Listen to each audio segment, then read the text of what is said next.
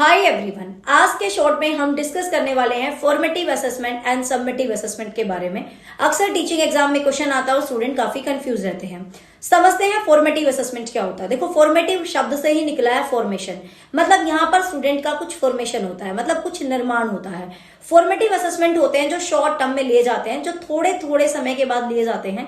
मतलब short term, like आपने एक वीक में एक टेस्ट ले लिया, एक मंथ में एक टेस्ट ले लिया, आपने 2 महीने में एक टेस्ट ले लिया, और वो इस प्रकार के टेस्ट होते हैं जिनका रिजल्ट बच्चे को क्विक मिल जाता है। उसको पता चल जाता है कि उसकी क्या गलतियां हैं, उसको कैसे सुधारना है। मतलब यहाँ पर बच्चे को अपनी परफॉर्मेंस को इंप्रूव करने का बहुत ज्यादा चांस होता है।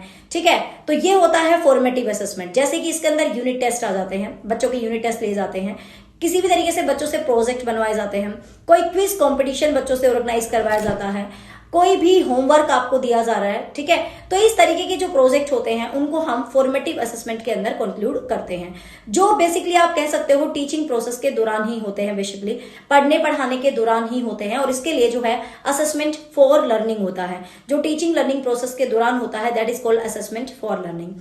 सबमिटिव असेसमेंट कौन से होते हैं? सबमिटिव असेसमेंट होते हैं जो कि साल के एंड में लिए जाते हैं। नाम से ही क्लियर है भाई, हमने तो सबमिट कर दिए। जो ग्रेडिंग पर निर्धारित होते हैं, जो चेंज नहीं किए जा सकते, जिनका रिजल्ट चेंजेबल नहीं होता है। एक बार बच्चे का जो रिजल्ट आ गया, मतलब ये ग्रेडिंग सिस्टम है। जैसे कि आपने साल खत्म हुआ, आपका जो मार्क सिस्टम आप कह सकते हो, ये नंबर देने वाला सिस्टम है।